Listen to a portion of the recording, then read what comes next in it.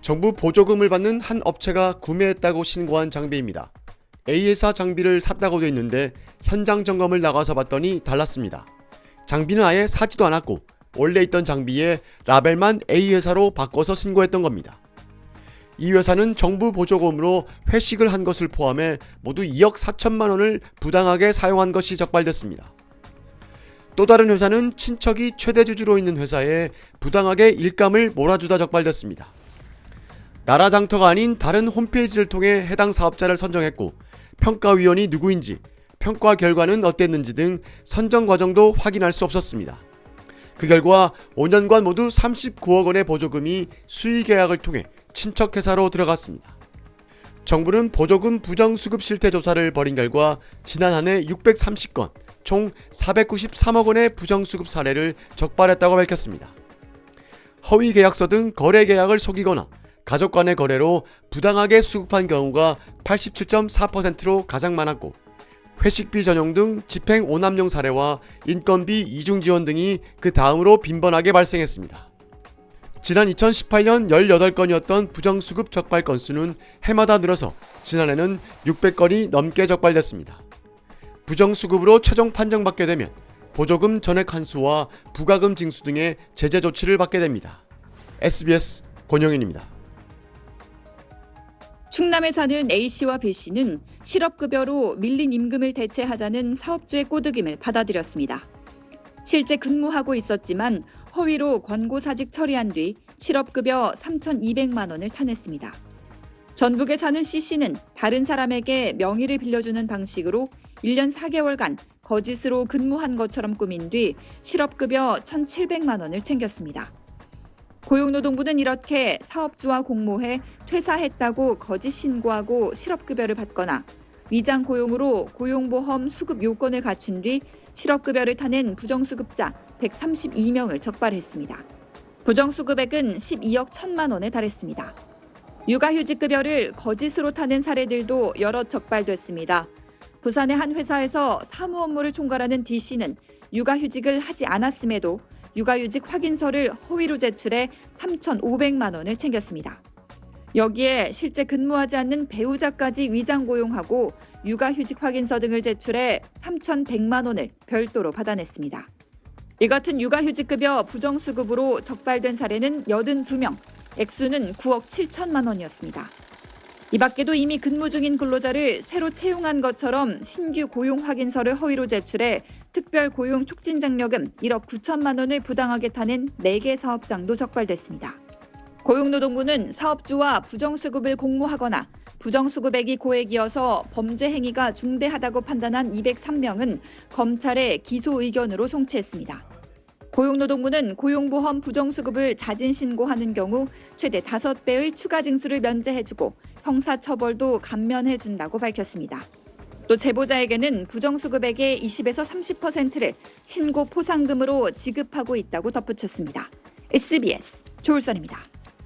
30대 이모 씨는 코로나 사태 당시 회사가 어려워지자 퇴사했습니다. 실업급여를 받으며 재취업을 준비하던 중 부정수급의 유혹에 빠져들었습니다. 한번 회사를 그만두니 이게 어떻게 돌아가는지 알겠다라는 생각이 들었고 이게 꽁돈 같은 느낌이긴 하잖아요. 지인 회사 2곳의 서류상 직원으로 등록한 뒤 실업급여를 받을 수 있는 최소 근무 기간 180일을 채우고 퇴사 처리하는 방식으로 실업급여를 1,400만 원 넘게 챙겼습니다. 사업주가 실업급여를 노리는 사례도 있습니다. 세무사 등 3명의 사업주는 4년에 걸쳐 82명의 직원을 고용한 것처럼 꾸몄습니다. 월급을 주고 다시 돌려받는 수법으로 감시망을 피했습니다. 이런 가짜 직원들을 퇴사 처리해 실업급여를 받게 한 뒤 절반을 떼어갔고 일자리 안정지원금 등도 받아내면서 국고보조금 12억여 원을 챙겼습니다. 세무사 하고 있으니까 완전하다고 그래서 다 이렇게 한다고 해서 다른 회사들도 이렇게 하는구나. 제가 한 금액은 1억인데 5배 떨어져서 6억 됐어요. 이렇게 부정수급하다가 적발되면 큰 대가를 치를 수 있습니다. 추징금은 챙긴 돈의 최대 5배에 달하고 사기 혐의까지 적용되면 형사처벌 형량도 무겁습니다. 국가를 상대로 한 사기로서 인정이 돼서 일반적인 사기보다는 좀 높은 형을 받게 됩니다. 그런데도 매년 2만 건이 넘는 부정수급이 적발되고 있고 그 금액도 270억 원에 달합니다. 게다가 제도의 허점을 이용한 꼼수 수급은 현실적으로 막기 어렵습니다. 정년이 지난 법인 택시기사의 경우 1년 단위로 회사와 계약을 하는데 일부 기사들이 1년 계약하고 6개월 실업급여 받으며 쉬는 관행까지 있다고 합니다. 택시 해봤자 한 달에 뭐 180에서 한 220 그 사이에서 왔다 갔다 실수령을 하는데 아니 185만 원을 가만히 집에 앉아서 있어도 준다고 그러니까 그건 못 받으면 바보다. 정부가 실업급여 제도 개선에 나섰지만 실업급여의 긍정적 측면이 반감될 우려가 있다는 주장이 제기되면서 제도 개편 논의는 사실상 중단된 상황입니다. SBS 박수리입니다. 재취업 사실을 숨기거나 거짓으로 실업을 신고한 실업급여 부정수급자들이 대거 적발됐습니다. 고용노동부는 올해 5월부터 7월까지 진행한 실업급여 부정수급에 대한 특별 점검을 통해서 부정수급자 380명과 부정수급액 19억 1천만 원을 확인했습니다.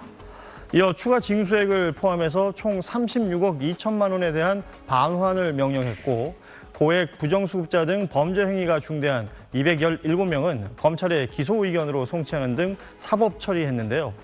적발 사례 중 경남에 거주하는 A씨는 실업급여를 받는 중 재취업을 했지만 계속 실업 상태인 것처럼 속여서 총 1,700만 원을 부정수급했고 전북의 B씨도 실업급여를 받던 중 재취업했는데 사업주와 짜고 자신이 아닌 배우자가 취업한 것처럼 신고해 총 9번에 걸쳐서 1,500만 원의 실업급여를 받아갔습니다. 두 사람은 모두 다니고 있던 사업장에 인터넷으로 실업급여를 신청했다가 덜미를 잡혔는데요. IP 주소 분석 과정에서 가짜 실업자인 것이 들통난 것입니다. 고용부는 연말까지 실업급여 부정수급 하반기 특별 점검을 진행할 계획입니다. 네, 정말 필요한 사람 또 필요한 경우에만 쓰일 수 있도록 철저하게 손봐야 할 것 같습니다. 네.